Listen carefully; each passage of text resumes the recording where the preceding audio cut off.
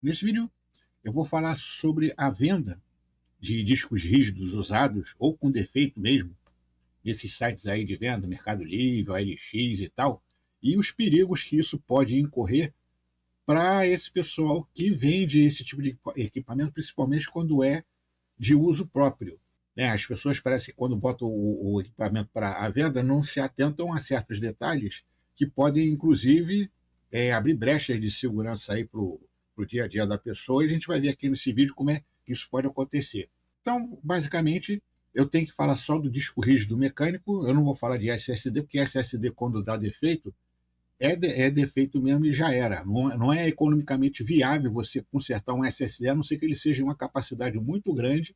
E então eu vou me focar só mesmo nos discos normais, HD mecânico que a gente tem aí por aí e vai continuar tendo por muito tempo aí. Então, o que acontece com um disco rígido? A gente está aqui, discos rígidos usados, né?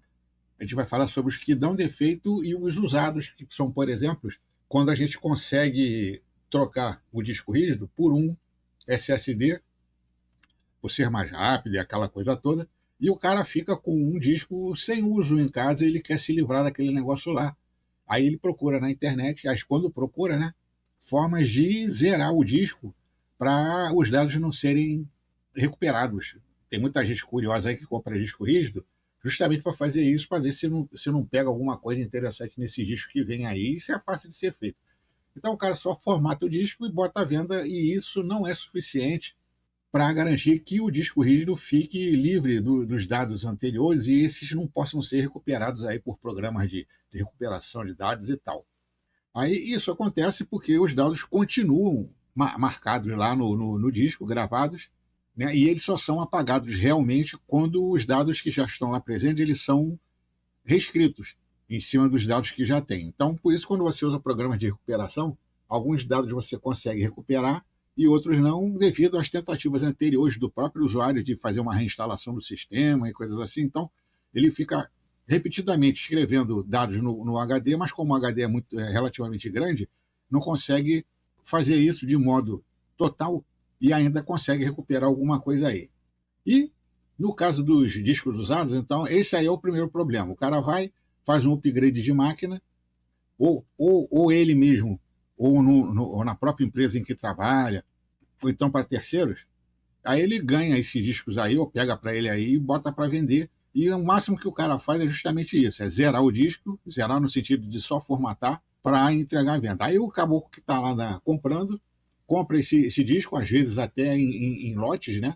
E depois dá uma escaneada para ver se não acha alguma coisa ali interessante para ele poder usar, no caso, o comprador, né? Como dados de usuário, até, inclusive até senhas aí, fotos e tal e tal. E isso aí é comum de nego fazer aí na internet aí, pela aquela curiosidade mórbida que a pessoa tem em relação ao produto que compra, né?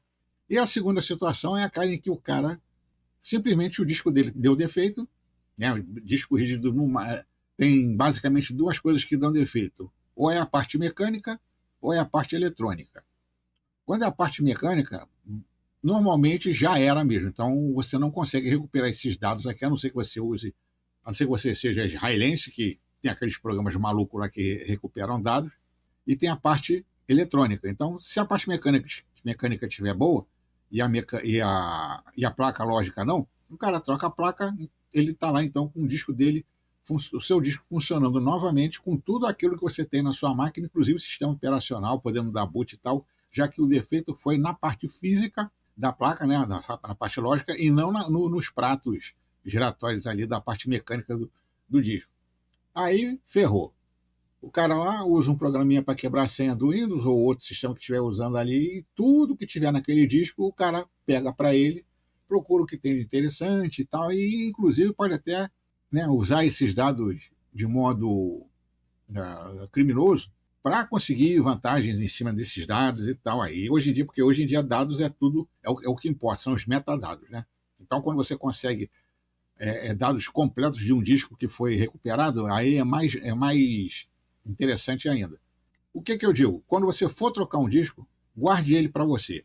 Né? Se ele tiver dado defeito, pegue ele, não deixe com a empresa que faz manutenção, né, na sua máquina, você guarda, fica com um disco para você, se pergunta o que deu defeito, a placa de circuito ou foi a parte mecânica? Se disser que é a placa de circuito, você mesmo conserta. Você vai no Mercado Livre, compra a placa, bota no lugar e você mesmo conserta. Ou fala para os caras consertarem. Não deixe o disco lá, porque senão pode acontecer isso que eu estou falando. O cara conserta o disco, não estou dizendo que a empresa vai fazer isso, mas o cara conserta o disco, formata, bota para vender, mas não faz aquela formatação legal para evitar que os seus dados sejam recuperados posteriormente aí por outras pessoas. E se você tiver feito o upgrade de máquina, normalmente você tem um SSD mais rápido e você troca esse SSD, aliás, você troca o disco que você tem de maior tamanho por um SSD menor, mas em prol da velocidade maior, e você fica com o disco aí sem uso. Você pode usar esse disco como um segundo disco para guardar bagulho lá, ou deixa ele guardado para uma emergência, um sistema operacional lá instalado, ou você pode fazer isso daqui, ó. Você compra um case de HD de 2,5 ou de 3,5, em que você coloca um disco aqui dentro e você fica com um disco externo bonitinho para você usar no seu dia a dia. Aí, claro que isso aqui só vale quando você tem um disco grande para isso. Um disco de 80 nem vale você comprar um bagulho desse para usar como um disco externo. É bom de 500 GB, 320 para cima.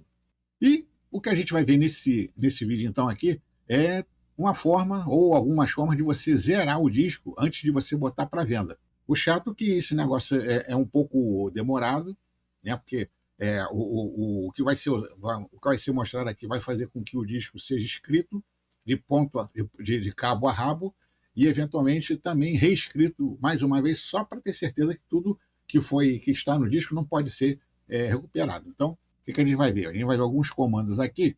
Isso aqui no Linux. Você também tem programas que fazem isso no Windows, como Zero Fio e outros aí. Então, como a gente está no Linux, a gente vai fazer aqui no Linux mesmo. Então, vamos ver aqui os comandos. Bibi, bibi, bibi, bibi. O primeiro, então, seria esse daí. É o famoso DD. Aqui você pode usar tanto zero, você escreve zero aqui, e aqui você dá, no caso aqui eu estava fazendo isso num pendrive, e aqui você bota o disco rígido que você quer zerar. E esse valor aqui tem que ser esse aqui, no máximo você tem que botar 2, que é para zerar os blocos com o menor valor possível para que arquivos que sejam menores de 1 mega, como documentos do Word e coisas assim, não possam ser recuperados, que são esse tipo de arquivos que dão muita informação para as pessoas que vivem dessa história aí de comprar esses bagulhos na internet para ver se consegue alguma coisinha aí por fora. Então, você pode usar tanto zero aqui, quanto essa parte desse comando aqui, o random, que ele faz uma gravação aleatória do disco inteiro e não permite que os dados, ou pelo menos vai dificultar muito mesmo as pampas pra caramba. Não tem software israelense que recupere esses dados aí, pelo menos de modo completo, né? Os dados que já tenham no disco. Então, esse aqui são os 2 primeiros comandos. O random, ou mesmo escrever o zero ali. O zero é mais rápido, mas ainda assim, com as técnicas mais avançadas, consegue recuperar dados. Já quando é o random, aí já era. O disco vai para a cucuia mesmo. Aí você unrandou, você vai lá no FDisk e cria a partição, né? Bota lá o NTFS, o que você quer que seja lá, e tá tudo bonito aí para você começar, para você poder vender na internet. O segundo comando, então, seria esse daí, é o shred, e que você vê aqui, esse aqui também é outra forma de você zerar o disco, em que ele escreve, né, dados também aleatórios, no modo verboso, para você ver quanto tempo, ou como é que está a escrita no dispositivo. Esse aqui é o número de vezes, e isso aqui ele dá uma terceira, por exemplo, aqui são 3. Né? 2 está bom.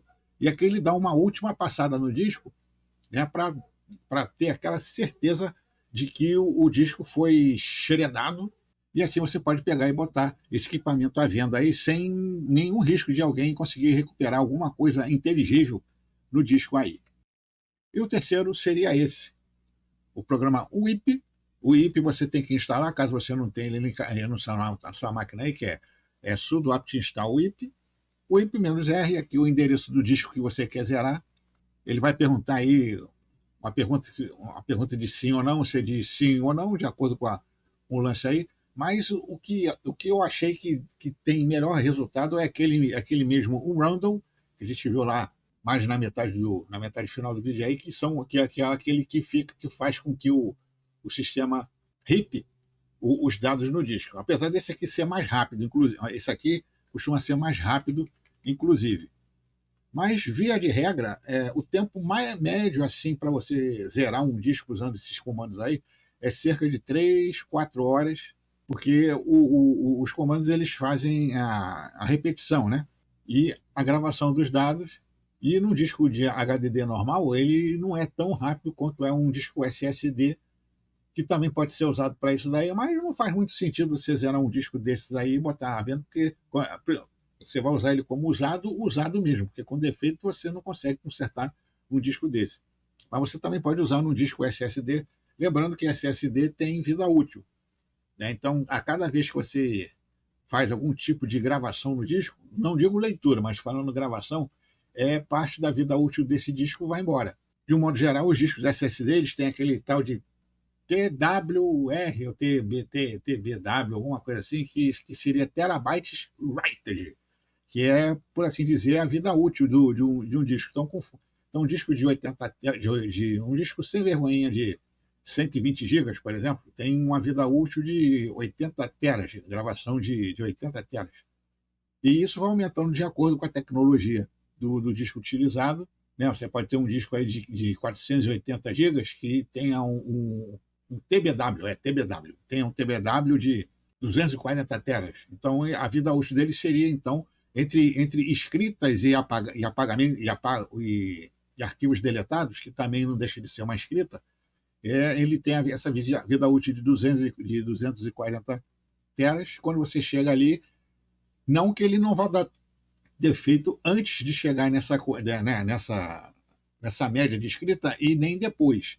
Isso aí é só uma vida média, mais ou menos, de como funciona, porque SSD, o modo de funcionamento dele é diferente de um disco HD. O HD normal, ele é um disco óptico magnético. E o disco SSD ele usa células transistorizadas, circuitos integrados e tal, como se fosse um pendrive, só que de maior rendimento. E o modo em que essas células retêm a memória vão, com o tempo, perdendo esse poder de retenção de dados, e o disco começa a ficar não confiável para uso. Então, o vídeo que a gente tem para hoje é esse aí. E só uma coisinha, tem que lembrar que quando você for colocar esse negócio aqui, o dispositivo, você tem que saber o dispositivo, você usa lá o comando sudo fdisk-l para você saber, porque se você fizer isso num disco que você estiver usando, alguma coisa assim, você vai perder o seu sistema operacional inteirinho. Então tem que ter cuidado, senão vai fazer merda, depois vai mandar mensagem para mim dizendo: ei, puta merda, eu fiquei sem sistema, seu corno. Então não tem nada a ver com isso. Preste atenção na porra dos vídeos, em vez de ficar assistindo o caralho do vídeo pulando, porque tá achando que tá chato, alguma coisa assim. Pô, se tá chato, então vai ver, vai pro X vídeos então, que isso aqui é vídeo de informação, não é de entretenimento. E tem que ter cuidado com o caminho que você coloca do disco lá, porque se você botar um disco de produção que você tem numa máquina aí, ou num disco externo, por exemplo, que você não quer mexer nele, você pode acabar ferrando, perder todos os dados, como já aconteceu comigo uma vez. Enfim, então é isso aí. O vídeo que a gente tem para isso aí hoje. Não vou pedir Pix, porque só tem pão duro nessa merda. Mas se você quiser botar um Pixzinho aí, a chave Pix está lá na descrição do vídeo. Os comandos também vão estar. E se você gostou ou não gostou, já sabe que eu quero que se exploda, que eu não estou nem aí. Então, valeu.